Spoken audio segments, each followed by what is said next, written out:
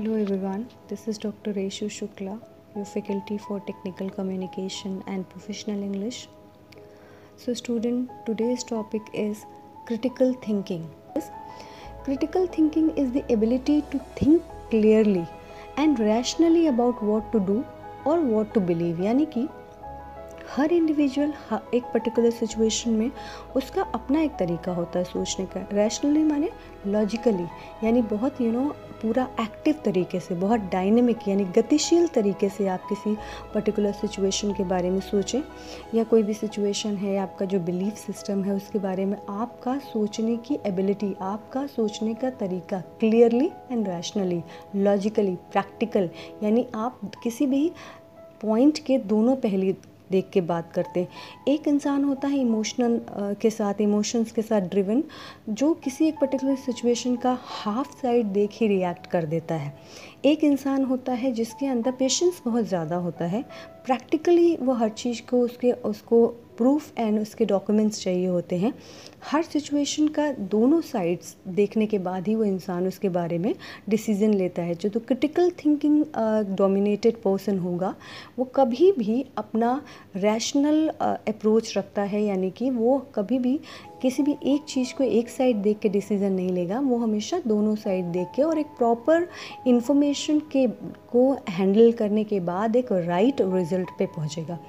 So for example, this is the time of so called fake news. आज के time में हम बहुत सारी चीज़ें देखते हैं मीडिया में या यहाँ वहाँ. हम इस टर्म को यहाँ पे इसलिए यूज़ कर रहे हैं कि आजकल हर न्यूज़ हमें ये एहसास दिलाती है कि ये फेक हो सकती है. तो यानी जब ये थॉट हमारे दिमाग में आ चुका है कि ये कोई भी न्यूज़ जो आसपास है, कुछ नया आया है, कुछ भी है, इसके फेक होने के भी चांसेस हैं, तो हमारे दिमाग में एक अलर्ट रहता है टू एनालाइज एवरीथिंग. कोई भी चीज़ हमारे पास आती है तो हम सबसे पहले उसके दोनों साइड देखते हैं. वो नेगेटिव है, पॉजिटिव है, वो जितनी ल्यूक्रेटिव यानी जितनी अच्छी दिख रही है वो उतनी अच्छी है भी कि नहीं, ये सारी चीज़ों को हम देख के चलते हैं. तो ये जो साइड है हमारा, यानी कोई भी चीज़ जब हमें दिमाग में क्वेश्चन आती है कि is this a fake news, that means हमारा क्रिटिकल थिंकिंग का माइंड काम करने लगा, यानी कि हमने एज इट इज़ उस चीज़ को एक्सेप्ट नहीं किया है. हम हर चीज़ के पीछे क्वेश्चन मार्क लगाना जानते हैं. सो जब अगर आपका क्रिटिकल थिंकिंग माइंडसेट होता है स्टूडेंट्स, या क्रिटिकल थिंकिंग माइंडसेट आपको डेवलप करना है, या क्रिटिकल थिंकिंग माइंडसेट किसी का होगा तो वो किन किन चीज़ों की तरफ ड्रिवन होगा. सबसे पहले किसी भी क्वेश्चन के लिए वो ये देखेगा कि कोई भी एक पर्टिकुलर चीज़ है, प्रोडक्ट है, या कोई स्ट्रैटेजी है, या थीम है, या पॉलिसी है.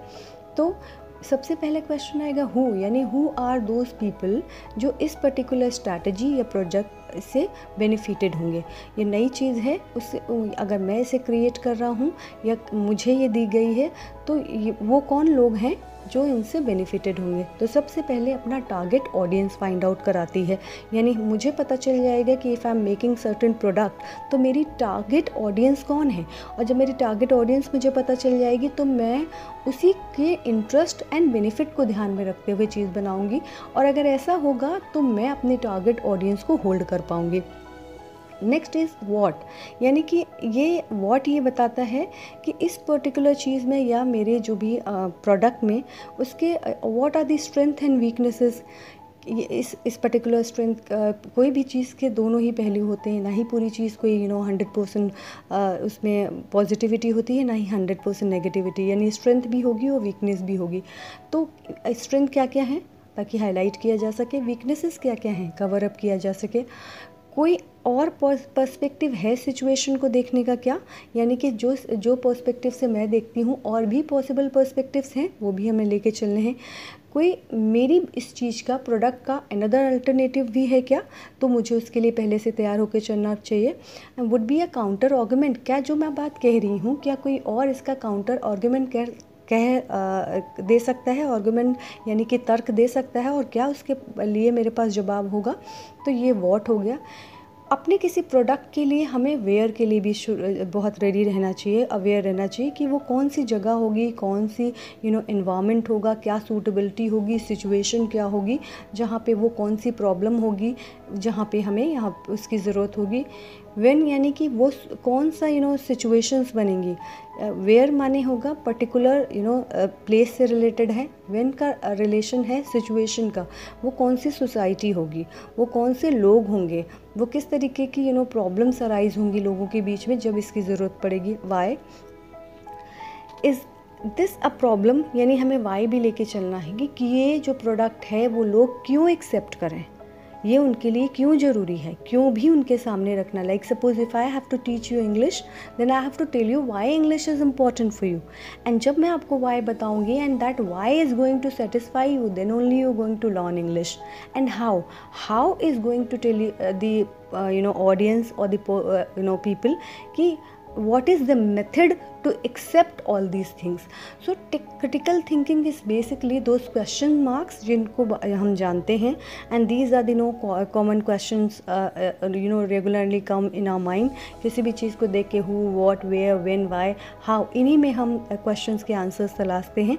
तो जितने ज़्यादा ये questions dominant रहते हैं हमारी लाइफ में, उतना ही ज़्यादा हमारी critical thinking sharpen होती जाती है।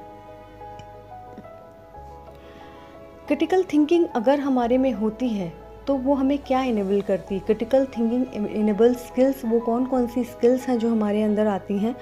अगर एक प्रोफेशनल है या कोई एम्प्लॉय है या कोई ऑर्गेनाइजेशन है या कोई ग्रुप है या कोई भी तरीके के लोग हैं, या suppose you are an entrepreneur, so it makes you to understand the logical connection between the ideas. आप बिजनेसमैन हैं, ये बहुत इंपॉर्टेंट हो जाता है कि आप अगर कोई नया प्रोडक्ट ला रहे हैं मार्केट में, तो आपको पता हो कि इसकी रिलेटिबिलिटी है भी मार्केट में कि नहीं, किस वक्त ये प्रोडक्ट मार्केट में सबसे ज़्यादा चलेगा, वो कौन सा फेस्टिवल हो सकता है, कौन सा मंथ हो सकता है, कौन सा वेदर हो सकता है, या कौन सी चीज़ें। तो यानी कि एक लॉजिकल कनेक्शन होता है आइडियाज़ के बीच में, और जब उनको लॉजिकल कनेक्शन को आप समझ लेते हैं और उन पे बेस्ड आप और सोल्यूशंस निकालते हैं या रिजल्ट्स लेते हैं, तो उनको हम कहते हैं क्रिटिकल थिंकिंग है। To identify, construct and evaluate argument, यानी कि जब हम किसी से बात करते हैं, किसी को कुछ समझाना चाहते हैं, प्रमोट करना चाहते हैं अपने किसी कॉन्सेप्ट को, तो बहुत ज़रूरी होता है कि हमारे पास उससे रिलेटेड तर्क हो। तर्क करने की क्षमता कहाँ से आती? क्रिटिकल थिंकिंग, यानी माइंडसेट इतना ब्रॉड है, आपके पास इतने सारे विचार हैं, आप इतना हर पक्ष को देख के बात कर सकते हैं, you have all the answers, that is critical thinking. और इनेबल करती है to solve problem systematically, problem को किसी हरी में इम्पल्सिव होके, इमोशंस के से ड्रिवन होके सॉल्व करना नहीं सिखाती है, बल्कि आप प्रॉब्लम को बहुत ही प्रैक्टिकली, सोसाइटी ने अगर इस चीज़ को, कोई प्रोडक्ट मार्केट में ऑल ऑफ सडन डाउनफॉल की तरह जा रहा है, तो उसके पीछे कोई भी रीजंस देना like I am very unlucky and मेरा तो टाइम ख़राब चल रहा है, बजाय इसके इस पे देखना कि what are the dominating features of society these days, वो कौन सी चीज़ें चल रही हैं, क्या नए चेंजेस आए हैं, या कंपटीशन में कौन सी नई चीज़ें आई हैं जिन्होंने लोगों ने उसको एज ए सब्स्टिट्यूट ले लिया है।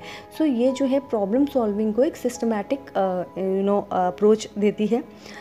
Next, to identify the relevance and importance of ideas, मतलब कि एक पर्टिकुलर विचार हमें आया है कि okay I have to start this, पर मुझे अगर ये स्टार्ट करना है तो हाउ इट इज़ रिलेटेड, अभी ये चीज़ काम आएगी, ये मेरा विचार आज की डेट से कितना काम का है, ये बहुत इम्पॉर्टेंट हो जाता है। यानी 10 साल पहले कोई चीज़ें बहुत इम्पॉर्टेंट हो सकती थी, पर 10 साल के बाद आज टेक्नोलॉजी एंड चीज़ें बहुत आगे जा चुकी हैं, तो ये एक बहुत अच्छा आइडिया नहीं होता कि हम ऐसी किसी चीज़ पे बहुत ज़्यादा इन्वेस्ट कर दें जो आज की डेट में डिमांड में नहीं हो।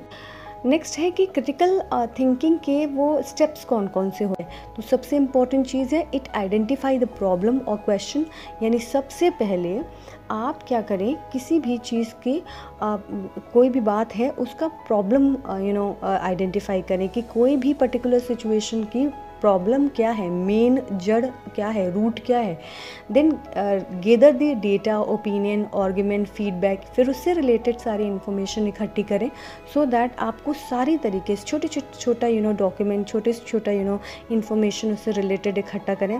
Then analyse and evaluate, third step क्या है, जब आपने सारा इन्फॉर्मेशन डेटा इकट्ठा कर लिया, सपोज एक प्रॉब्लम ये आई कि ऑल ऑफ सडन कोई प्रोडक्ट तीसरे महीने में जाके वो अपने डाउनफॉल में चला गया, तो इसको समझने के लिए आप क्या करेंगे, आपको प्रॉब्लम आइडेंटिफाई करने के लिए ऑल ऑफ सडन ऐसा क्यों हुआ, आपके पास कई ऑप्शन हो सकते हैं।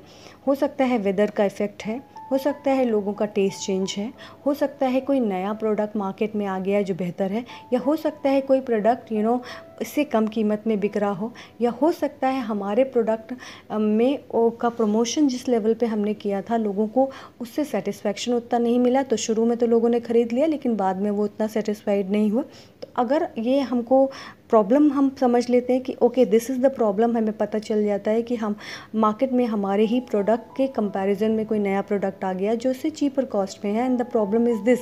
तो अब हमें डेटा इकट्ठा करना है कि कैसे वही क्वालिटी मेंटेन इन्होंने की है और उतना चीप बना लिया है, या उन्होंने सिर्फ चीप बनाया है, क्वालिटी नहीं मेंटेन की है। यानी सारा डेटा आपको इकट्ठा करना है, क्योंकि आगे जाके आपको खुद को प्रूव करना है, आर्गुमेंट्स करनी है, वो बात बतानी है।